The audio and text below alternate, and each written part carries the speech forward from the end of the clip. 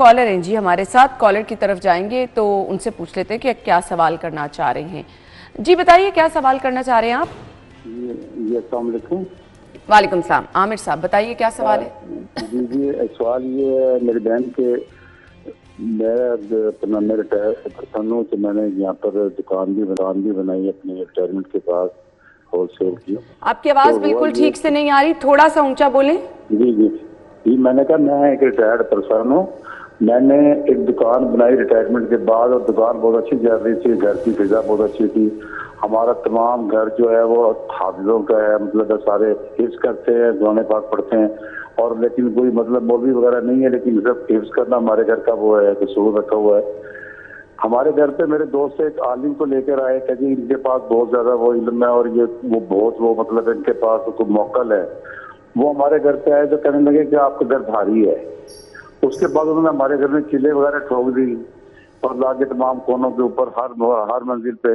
اس کے بعد سے میری بہن ہمارے گھر میں عجیب کام شروع ہو گیا، چیزیں غائب ہونی شروع ہو گئی، زیور غائب ہو گیا، چیزیں کچھ چیزیں ایسی ہیں جو رکھتے کہیں ہیں ملتی کسی اور جگہ پہ ہیں، دکان ختم ہو گئی، کاروبار ختم ہو گیا اور عجیب کچھ مطلب ہو رہا ہے۔ تو اب مطلب یہ کہ لڑائی، بچہ ایک ہی بیٹا ہے میرا، کئی دفعہ وہ اونچا بولنا شروع کر دیتا ہے، کبھی بار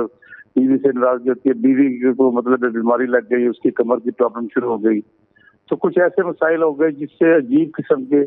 اب یا تو وہ موکلوں نے ان کے کچھ کر دیا یا کسی نے کروا دیا۔ اب عجیب اس میں ہے، ہم لوگ قرآن پاک بھی پڑھتے ہیں، تہجد بھی پڑھتے ہیں، نماز بھی پڑھتے ہیں، سب کچھ کرتے ہیں گھر میں، مطلب یہ بھی نہیں کوئی ایسی چیز نماز سے دوری ہو یا کسی چیز سے دوری ہو، قرآن سے دوری۔ میری وائف ڈیلی قرآن پاک پڑھتی ہے، میں قرآن پاک پڑھتا ہوں، سب کچھ ہوتا ہے، لیکن عجیب قسم کی میری بہن ایسے کچھ مسائل ہیں کہ جو وہ کئی دفعہ میری وائف کو لگتا ہے رات کو اندھیرے میں تو اس کے پاس سے گزر کے چلا گیا۔ جی بس میں ٹھیک ہے جی، آپ کا بہت شکریہ۔ بہت سادہ سی بات ہے جی، یہ جیسے انہوں نے کہا کہ وہ کچھ صاحب آئے اور انہوں نے اپنے موکلات کے ساتھ تھے اور ایسا، ایک تو ہمیں سمجھنا چاہیے کہ موکلات جو ہیں یہ جنات کی ایک قسم ہوا کرتی ہے، اور یہ کچھ لوگوں کے ساتھ جنات کا ہونا، ہم پہلے بڑی تفصیل سے اس پر پچھلی نشست میں بات کر چکے ہیں کہ ان کا ہونا جو ہے وہ بھی ایک بنیادی حقیقت ہے اور اسے انکار نہیں کیا جا سکتا۔ سرکار دو عالم صلی اللہ علیہ وسلم کی حدیث مبارک ہے کہ جب کوئی شخص پیدا ہوتا ہے تو اس کے ساتھ ایک کافر جن جو ہے وہ بھی پیدا ہوتا ہے، ایک سرکش جن بھی پیدا ہوتا ہے جو شیطان کی شکل ہوتی ہے، اور وہ اس شخص کو زندگی بھر جو ہے وہ امتحان سے گزارتا ہے۔ یعنی امتحان سے گزارنے کا مطلب یہ ہے کہ وہ ہر وقت اس کو ایک نیگیٹیوٹی کی طرف آمادہ کرتا رہتا ہے۔ خیر کی قوت بھی انسان کے اندر موجود ہوتی ہے کیونکہ وہ تو انسانی فطرت اور جبلت کے اندر شامل ہے، لیکن اس کے ساتھ اس کے امتحان کے لیے اللہ رب العزت نے ایک شیطان جن جو ہے اس کو بھی شامل کر رکھا ہوتا۔ اب ہوتا کیا ہے، کچھ لوگ جو ہیں وہ جنات کے ساتھ زیادہ مکالمے میں آ جاتے ہیں، انہیں اپنا دوست بنا لیتے ہیں، ان کو اپنے ساتھ رکھ لیتے ہیں، یہ بھی ریالٹیز ہیں، میں اس کی تفصیل میں اس وقت کم میں اس لیے نہیں جا رہا۔ ان کے مسئلے کی اور اس طرح کے بہت سارے مسائل میں ہم اکثر یہ دیکھتے ہیں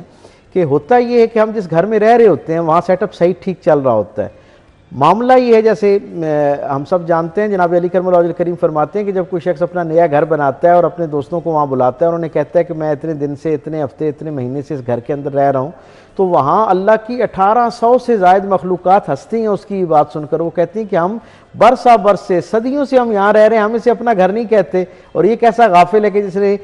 جس کی عمر اور جس کا یہاں قیام جو ہے وہ انگلی کی پوروں سے بھی کم تعداد میں ہے، لیکن وہ اسے اپنا گھر کہہ رہا ہے، آنر کر رہا ہے۔ تو اس سے ایک انڈیکیشن یہ ملتی ہے کہ ہمارے علاوہ بھی جسے ہم اپنا گھر سمجھ رہے ہوتے ہیں، اللہ کی دیگر مخلوقات کا بھی وہ گھر ہوا کرتا ہے، اور ان کا سب کا اپنا اپنا دائرہ عمل ہوتا ہے۔ ہوتا کیا ہے، جب شیاطین جن جو ہیں وہ کسی شخص کے ساتھ اس طرح ہماری زندگیوں کے اندر آتے ہیں، ہمارے گھروں میں آتے ہیں، تو بعض دفعہ وہ وہاں کوئی ایسی شرارت کر جاتے ہیں کہ وہاں موجود جو ایک روحانی سیٹ اپ موجود ہوتا ہے۔ آپ یہ بات سمجھیں کہ کائنات میں اللہ رب العزت نے اپنی ساری مخلوقات کو ایک خاص دائرے سے آگے کے جانے کی اجازت نہیں دی ہے۔ معاملات اس وقت ڈسٹرب ہوتے ہیں جب ہم کسی اور کے دائرہ عمل کے اندر اس کی جورسڈکشن میں داخل ہونا شروع ہوتے ہیں۔ نتیجہ کیا ہوتا ہے، اب یہاں پر بھی اپیرنٹلی مجھے یوں لگتا ہے کہ جیسے ہی وہ نیگیٹو فورس ان کے گھر میں داخل ہوئی، جو ان کے گھر کے اندر کوئی ایک پاکیزہ ماحول ہوگا یا جو انوائرمنٹ چل رہا تھا، اس کے ساتھ اس نیگیٹو فورس کا تصادم ہوا۔ نتیجہ اس کا یہ ہوا کہ وہ ایک ان کے درمیان آپس میں معاملات چلنا شروع ہو گئے، وہ جو ان کے گھر کی جو پازیٹیو فورسز ہیں ان کے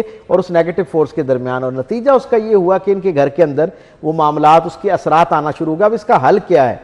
سب سے پہلے جیسے انہوں نے کہا کہ نماز روزہ یہ وہ یقیناً یہ ساری باتیں بڑی اہم ہیں اور ان کی کیے بغیر اس مصیبت سے چھٹکارا حاصل نہیں کیا جا سکتا، اور یہ اللہ کی طرف رجوع کرنے کا، اللہ کی پناہ پانے کا ایک عملی طریقہ ہے کہ اللہ کے ساتھ جڑنا شروع کر دیں۔ جناب علی کرم اللہ وجہ کریم کے پاس ایک شخص آیا، اس نے کہا میرا رزق جو ہے نا وہ کم ہونا شروع ہو گیا، میں جتنی محنت مشقت کرتا ہوں سارے حالات اسباب وہی تھے جیسے انہوں نے بتایا، سارے حالات اسباب وہی ہیں جیسے انہوں نے بتایا، دکان وہی ہے، بچہ وہی ہے، کام وہی ہے، مارکیٹ میں اس کی ریکوائرمنٹ وہی ہے، لیکن رزق ختم ہوتا جا رہا ہے۔ جناب علی کرم اللہ وجہ کریم نے کہا کہ درود پڑھا کرو، اس کو درود پڑھنے کے لیے دے دیا۔ کچھ دنوں کے بعد وہ آیا، اس نے کہا پہلے سے زیادہ حالات خراب ہو گئے ہیں، آپ نے کہا درود اور بڑھا دو۔ تیسری دفعہ آیا نا تو پھر اس نے کہا، شکوہ کیا کہ جی مجھے تو کوئی اثر نہیں ہوا، فائدہ نہیں ہوا، بلکہ نقصان بڑھتا جا رہا ہے، خسارہ بڑھتا جا رہا ہے۔ آپ خاموش ہو گئے، درود پڑھنے کے لیے کہا اور وہ چل پڑا۔ جب چلنا شروع ہو گیا نا تو آپ نے پیچھے سے اس کو آواز دے کے بلایا اور کہا مجھے ایک بات بتاؤ، کیا تمہارے گھر کے اندر تکرار تو نہیں ہوتی ہے؟ اس نے کہا کہ تھوڑی دیر سوچا اور اس نے کہا ہاں ہمارے گھر کے سارے رشتوں میں تکرار تو رہتی ہے، میں بیوی سے تکرار کرتا ہوں، بیوی مجھ سے تکرار کرتی ہے، بچے سے کرتے ہیں، بچہ ہم سے کرتا ہے۔ آپ نے فرمایا کہ کسی اللہ کے برگزیدہ ترین ہستی کے گھر میں بھی تکرار ہو رہی ہو نا تو رحمت اور برکت کے اور حفاظت کے تینوں طرح کے فرشتے گھر سے نکل جاتے ہیں۔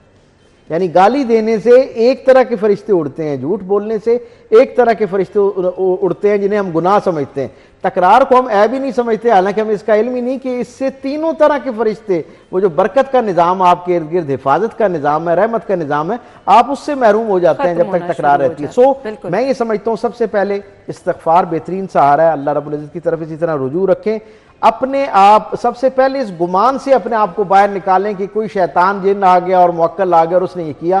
خیر بھی اللہ کی مخلوق ہے اور شر بھی اللہ کی مخلوق ہے، جیسے خیر اللہ کی اجازت کے بغیر کسی کی زندگی میں داخل نہیں ہو سکتا نا، یہ کیسے ہو سکتا ہے کہ شر اللہ کی اذن کے بغیر کسی کی زندگی میں داخل ہو جائے؟